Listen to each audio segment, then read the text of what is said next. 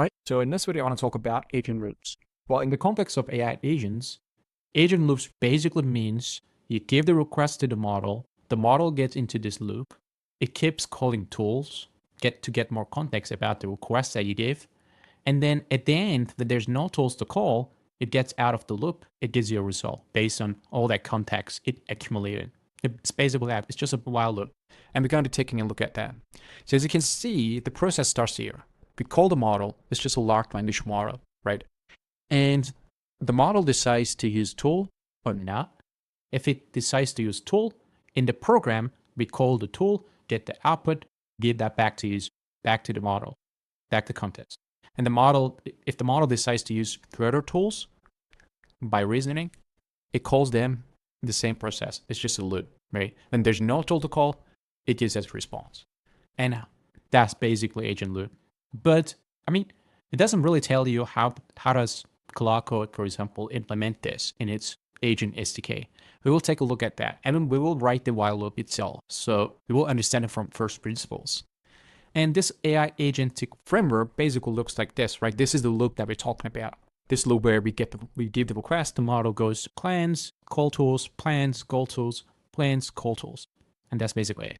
And there's no tool to call; it gives the response. And the Anthropic basically explains it way simpler, right? You can see it here as well. And that's about it. Now we're going to talk about this in coding. All right, so here we are in Visual Studio Code. Basically, what we're going to do is that we will first start from Agent SDK, which abstracts a lot of the ideas that goes into while loop and the agent loop. And then we will understand, here we will understand how does this look like with Agent SDK. We know things are simple. And we will take a look at here how to write the loop itself. Here we will dive deep into understanding it. And we will take a look at this Jupyter notebook where we will take a look at the client itself. What kind of messages does it return? What kind of parameters does it return? So we would understand better. So let's start from here. So basically we have this query function that returns messages. In large language model context, we have a system message, which is literally the model's output. We could have the user, which is us, right? There's system message. There are a couple of different ways of handling different messages in each frameworks, but this is basically 99% of it. The system message, which decides the model's behavior, the system message, which is the return that we got from the model, and the user message, right? So within this loop, we have basically different messages, right? The model writes, wants to call tools, and it wants to call the tools, so we call it, and we give the result back. That result that the model gets, it's not the assistant, it's the user. So basically, the model wants to use tools. We call the tool. We're not doing it, but under the hood, Agent SDK, for example, takes care of that. But that is fed into model as a user. That's actually an interesting way to take. And here we give the prompts, right? What's the prompts? We're going to be giving the prompts in this loop, in the terminal, for your terminal as well. And we have the model. We have the tools that we wanted to use. These are basically tools that you can do in terminal that will affect your computer. And the max turns basically is there to not to let the model get into infinite loop. This is the maximum length of turns that we want the model to go through, basically. So here, we're getting into this if loop, if statement, not loop. If it's the assistant message, well, what can we get from the assistant? We can get just text. We can get tool use block, which just literally tells us the model telling us I want to call this tool. And thinking block is like the model reasoning, right? And we're printing them. That's it. That's what we do here. And here, the user message. Here, basically, we will write the model. That will be user message. But the tool results will be also user message. We will see that here as well. Tool result block. And if it's a system route, we're passing it. It's not important. And there's also a result message. I didn't really mention that. That literally is the final output from the model. It's actually, if you think about it, it's a system message, but it has a different entity because it is important one, right? So let's actually start this and see how this works under the hood. I'll just open it like that. And okay, so let's write, please create a test.txt file in this current project folder and write hello world. Okay, so let's just say that. And we will see now the reasoning, all the messages now. Yeah. Okay, it works through this. Okay, so the reason goes, the user wants me to create TXT file, blah, blah, blah, right? Now it knows about, it reasons through it. I need to use XYZ tools for this. And now it meant that it needs to call tools. And here, this is important. This is how the tool is going to be called. This is again, the model is telling this. And the tool result that we got here, by the way, I don't know if we got the answer. Okay, it first written the, oh, sorry, right, I'm getting out of myself. It didn't write the txt file, but it first wanted to understand where am I, which is like ppwd, right? Is literally prints the working directory here. Not there yet. We can just go there. It just literally written this and get that output. In order to understand where is it, it's a smart move, let's say, right? And it got that tool result. And oh, okay, good. Now I know the current working directory. As you can see, it's like process of understanding things. Like it puts things on top of each other, right? Sequentially. Sometimes this can be also parallel, especially when tools like rating, when the model wants to rate, that's not gonna kind of conflict with each other, right? If you want to write the same file at the same time and at parallel, that might create problem. But usually things run in sequentially, and it gets the let's say context and content gradually. Basically, that's what you see here. And the tool call here now, content. It just written the test.txt content hello world. Let's actually see if it is here. I don't see it. That's interesting. Okay. I actually asked for the hint. I see. Okay, but let's see how it goes. The Claude requests a permission to write to you. Because you haven't granted it, I need to request permission to write this file. I think like it didn't really give that, no? We're getting right. Let's just also give right to this. Right? And then let me actually copy paste this as well. I don't want to write that. Wasn't lazy.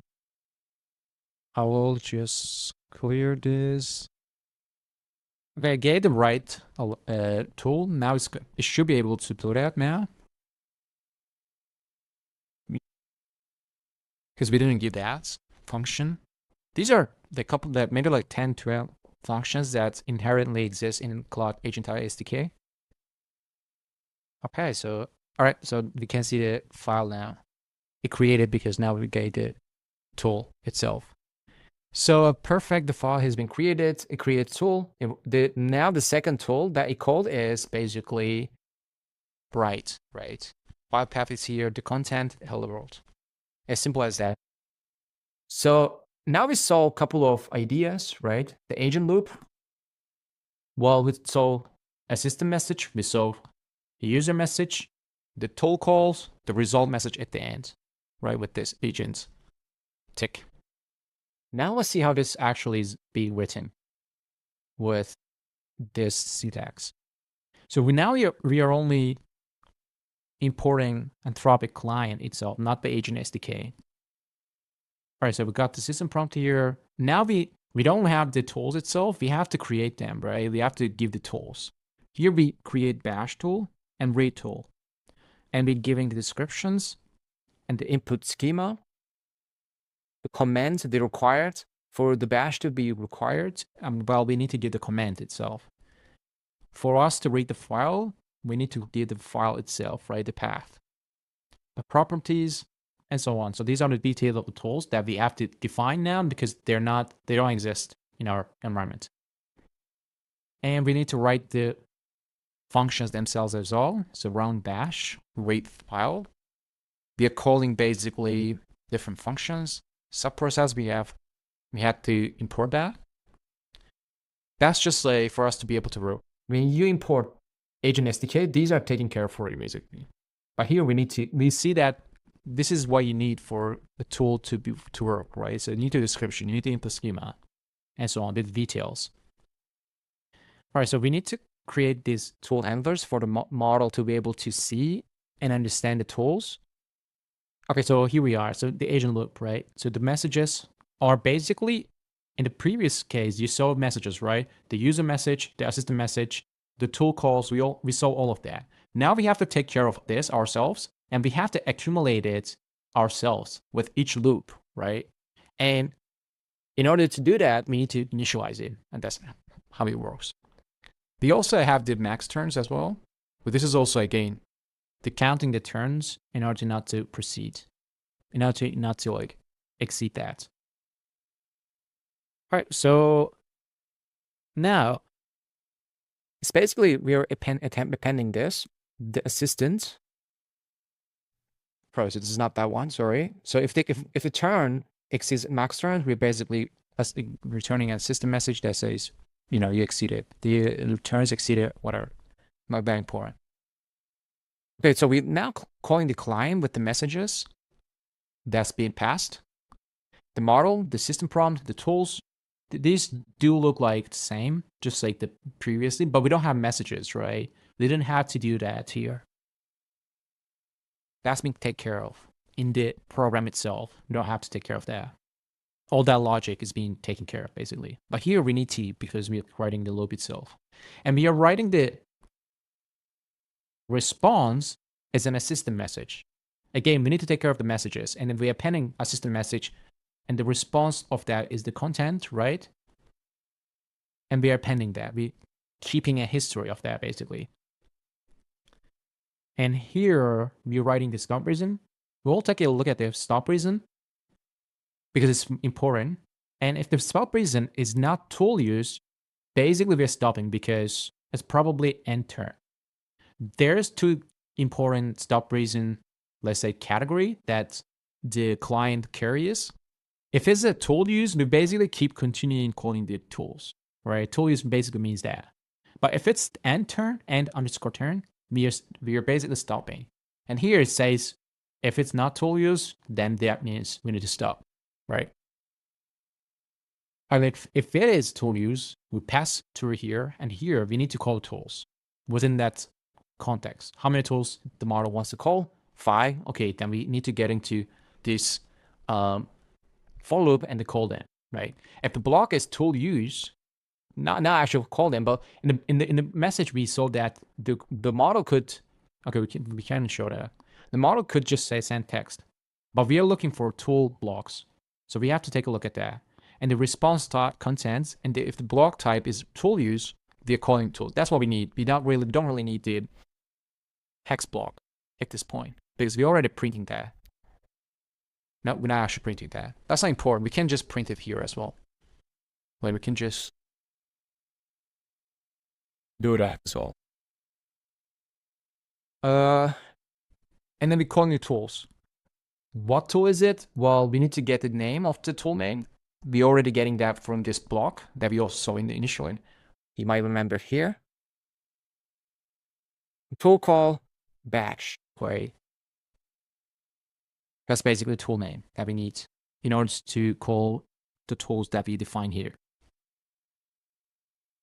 And we're appending all these tool output, right? We call them as an tool result into results list. And at the end, we're appending all that messages, sorry, all that results into messages as a user output, right? In that case, we are here. The tool result. File created successfully at blah, blah, blah. Basically. And that's it. That's the end of loop. That's actually it. Like, this is the loop itself. It's not that crazy, right? And here, basically, we have implemented the same idea of interactive text. Let's actually clicker, and let's run this now. Okay, Python, here too, multi, it's gonna be the same thing, right? Obviously, this is not like production ready. Neither this one actually as well, but like this is more professional, we could say, more maintainable. This is just like a lot of code in one file. It's not that good. Let's even, okay, I passed that. Let's create a file that's named test2.txt and write merhaba, which is Turkish. It's hello. Yeah, let's just send this. Let's see how that goes.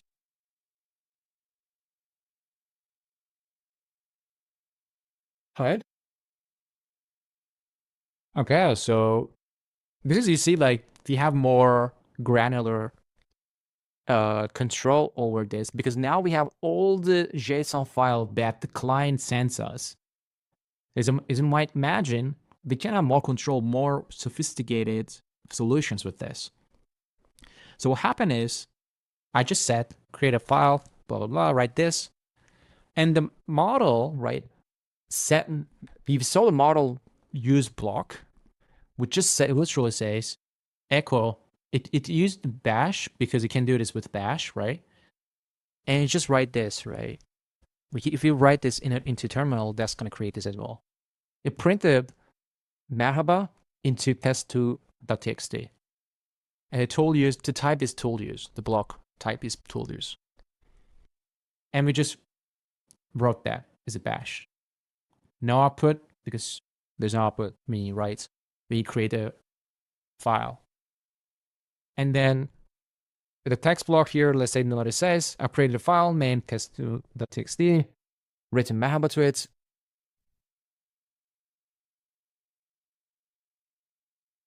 And we see the tool use block here as well. Here though, what I did here, it read the file to check if it broke or not, right? It read the file. File is here. Basically, use the tools that we have initialized here. And remember, we have given two tools to this. Bash and read. At the end, it read what it created. Okay, so the agent now says, perfect, the file s2.txt has been successfully created with the content merhaba, which means hello. Okay, even like give us the translation. Okay, that was sweet. So as we can see, it's not crazy.